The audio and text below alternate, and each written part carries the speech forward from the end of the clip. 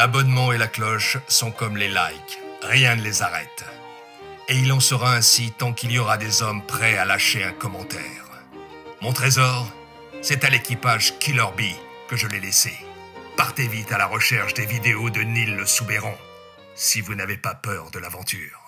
Bzz les abeilles. Donc cette fois on va parler de navigation, mais voilà, c'est toujours une vidéo du mois d'août, donc je vous rappelle que le 31 août et le 1er septembre, je serai sur scène à Carpentras pour Geek Universe pour vous présenter du coup une conférence sur l'évolution du manga où je serai accompagné du coup de mangaka et deuxièmement pour vous présenter le concours cosplay. Donc voilà, on va parler cette fois, comme je le disais, de navigation dans One Piece, de climat et de tout plein de trucs liés à ça dans cette vidéo bien sûr, et pour ça on va procéder en plusieurs points.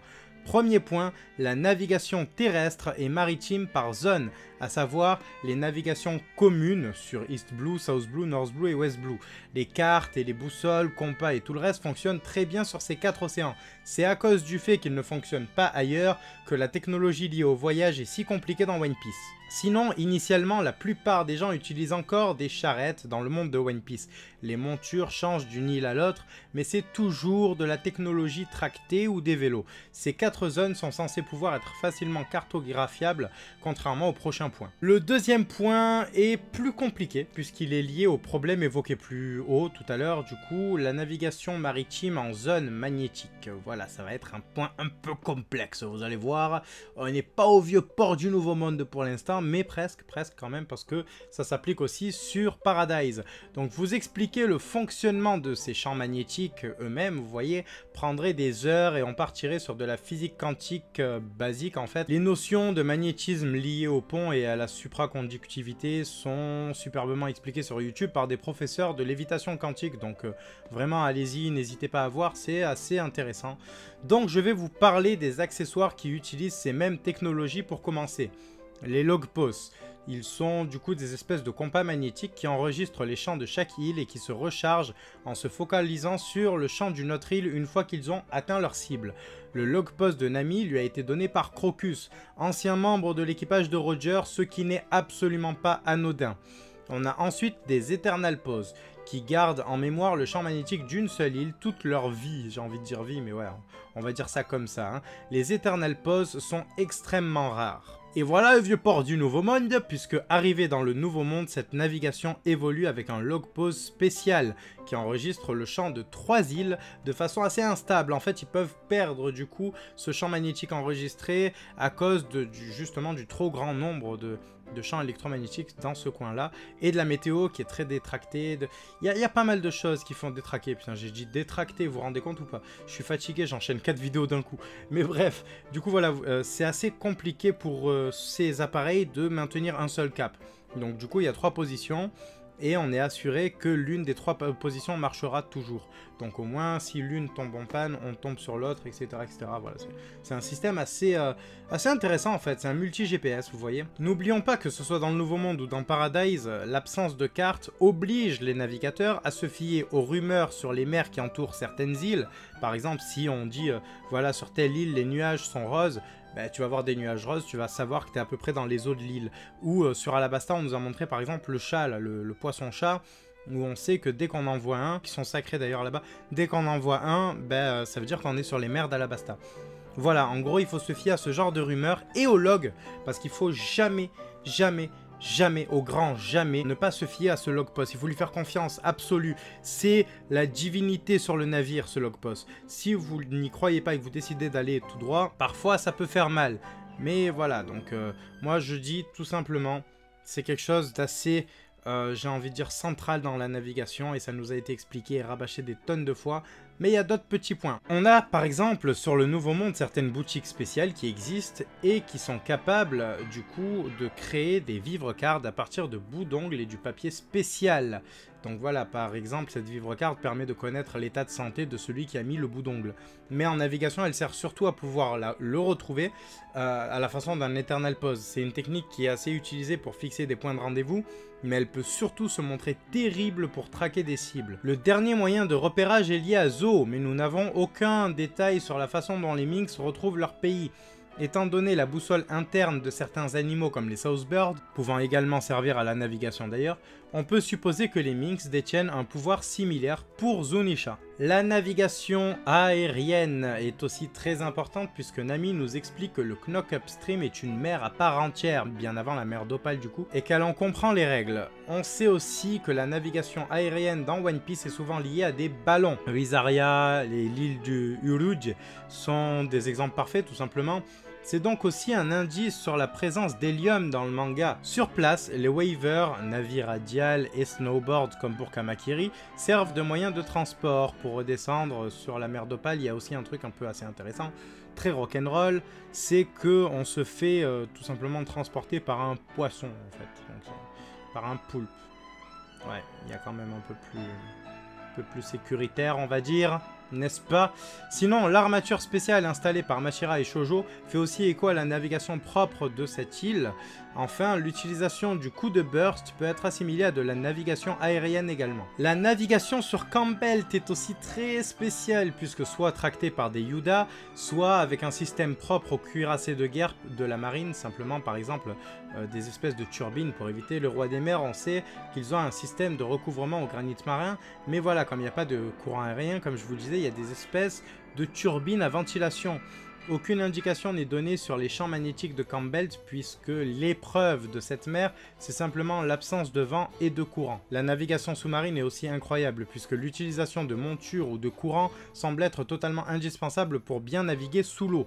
Barbe Blanche arrive néanmoins à naviguer jusqu'à Marineford avec un navire simplement recouvert d'une résine d'Eve, seule résine permettant à un navire humain, ou même autre, on va dire géant, tout ça, bien recouvert de pouvoir naviguer sous l'océan avec Ariel, Polochon et Sébastien. Je sais pas pourquoi j'ai dit ça, mais on s'en fout. Le principal souci dans la navigation sous-marine n'est même pas la pression de l'eau.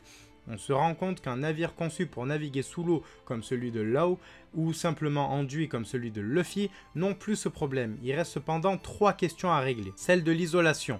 Le navire ne doit pas avoir de fuite pendant le voyage. Celle de la lumière, les abysses étant totalement dépourvus de lumière. Enfin, celle de la réserve d'air à utiliser au cours du voyage. Pour parler de navires d'homme poisson, comme celui de Fisher Tiger, ces voiles utilisent donc les courants marins à différentes températures pour se déplacer. Enfin, pour remonter à la surface, nous voyons Franky qui utilise des bois flottants. Un épisode spécial sur les sous-marins sera bien évidemment, et sur la navigation sous-marine bien sûr, hein, sur les différentes technologies sous-marines, sera bien évidemment en programme. Il n'est pas écrit encore parce qu'il y a beaucoup de sujets que j'ai envie de traiter avant, mais il est bien évidemment en programme. Alors si vous vous dites que tout a été vu, ben non, en fait nous allons aborder le dernier point de navigation, l'espace. On voit qu'il est facile d'y respirer et que l'hélium peut permettre aux Spacey, de petits robots dont on parlera dans un autre épisode, de se rendre sur la Lune. L'Arche Maxime a utilisé beaucoup d'énergie pour permettre à Ener de s'y rendre par contre. Voilà, les pirates de l'espace possèdent une espèce de compteur sur le torse, un peu comme ceux qu'on trouve sur les épaules des pacifistas. Tsukumi, Eneru et la Lune en général auront un épisode consacré, mais parlons ici de l'espace en lui-même. 6 satellites, la Lune inclus, c'est le nombre exact de satellites qui tournent autour de la Terre dans One Piece, ainsi que 3 astéroïdes. Ces détails sont extrêmement importants si on les prend en compte pour déterminer ce qu'il s'est passé avant l'ère océanique. Zunisha a été banni des terres pour avoir commis un crime grave, un crime si grave que la simple peine de mort n'aurait pas été suffisante pour lui. Et si son crime avait été l'accident qui causa l'ère océanique. On sait par exemple que les dinosaures dans One Piece ne sont pas censés exister en dehors de Little Garden, et même là, ils sont considérés comme improbables par les lecteurs de Louis Arnott, le traitant de menteur, un peu comme Norland. De toute façon, tous les explorateurs, on va dire, dans One Piece sont traités de menteurs, j'ai l'impression, mais bref. Ces astéroïdes peuvent être des fragments d'un plus gros qui a touché la Terre avant l'ère océanique pour provoquer la disparition des dinosaures. Il y a ensuite eu une ère glaciaire, terrestre ou qu'importe tant qu'elle constitue la période de l'évolution de l'humanité. Là où One Piece se passe dans une ère post-apocalyptique, c'est justement sur le fait qu'à l'âge d'or de l'humanité, l'ère océanique a éclaté. On sait que la Lune a une influence sur les océans par le principe de marée haute, basse par exemple, mais avec 6 satellites, on peut se demander quelles sont leurs actions sur la rotation de la planète et sur les océans. L'Aqua Laguna peut être par exemple due à cette surcharge de satellites. On sait aussi du coup que Fujitora utilise des débris de ces astéroïdes pour se battre. Il doit donc avoir une parfaite connaissance du planétarium d'Ohara. Parlons maintenant des moyens détournés utilisés pour contourner les éléments. Le pont de Tequila Wolf est un projet très ambitieux qui date de la fin de la guerre entre le gouvernement mondial et l'ancien royaume du chapeau de paille. Ce projet n'a pas l'air d'avoir de logique comme ça, mais en termes de repères géographiques, il a du sens. Utiliser un pont pareil pour se rendre d'une île à l'autre réduirait les risques d'intervention pirate, par exemple, faciliterait les déplacements politiques, militaires et commerciaux, mais en plus, ces déplacements ne seraient plus soumis aux champs magnétiques et donc serviraient de repères sur Grand Line, où les points cardinaux sont compliqués à déterminer, hein, on va pas se mentir. Tequila Wolf est donc un très gros point fort du gouvernement avant l'intervention du coup des révolutionnaires. L'île céleste de Wyzaria est aussi un moyen détourné puisque la raison d'être de l'île est de comprendre chaque événement climatique qui a lieu dans le monde. Une fois analysés, ces phénomènes ont pour but d'être recréés, vaincus ou réinterprétés par l'équipe de Aredas. Donc les Wyzaria Balls, par exemple, les cordes à vent et tout le reste de cet équipement servent principalement à ça. Un simple éclair peut devenir une arme ou une source d'énergie une fois détourné, par exemple. Il possède également une sphère permettant d'être totalement immunisé face aux tempêtes, qui sont vraiment très puissantes. Mais vraiment, c'est un truc, genre, il utilise juste ça, ça fait une espèce de d'aura parapluie, et il n'y a rien qui lui arrive, le vent, il s'en fout.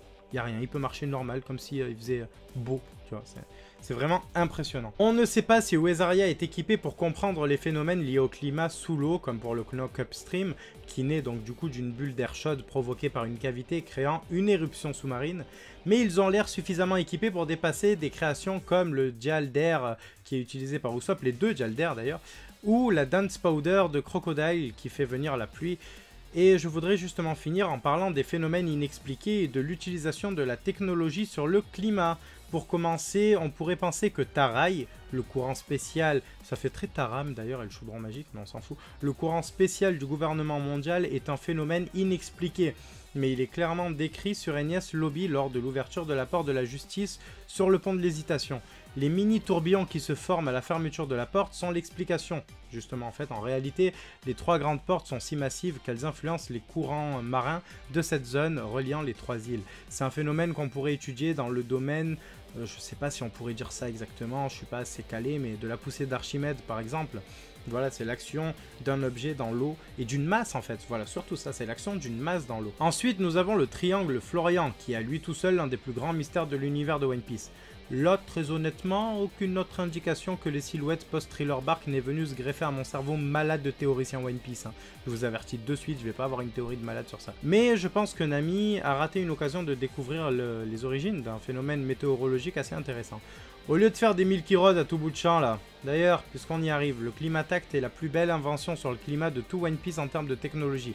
Même le sol chauffant de Karakuri, donc qui a été créé par Vegapunk, enfin, qui a été pensé par Vegapunk, ne m'a pas autant impressionné. La compilation du savoir météorologique de One Piece est contenue dans ce bâton conçu par Usopp et amélioré par Franky, Nami et probablement les savants de Wyzaria.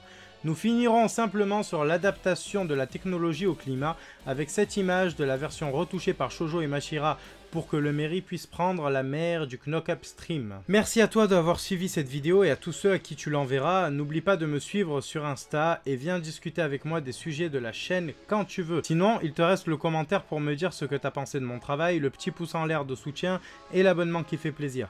Je tiens aussi spécialement et particulièrement à remercier tous ceux qui partagent mon contenu à leurs amis et à leurs proches. C'est grâce à vous que la chaîne progresse vraiment. Merci à vous. Voilà, bisous mes abeilles et à très vite. Si vous voulez soutenir Barbe Blanche et Luffy, abonnez-vous à Killer Bee, où c'est mon point ardent dans...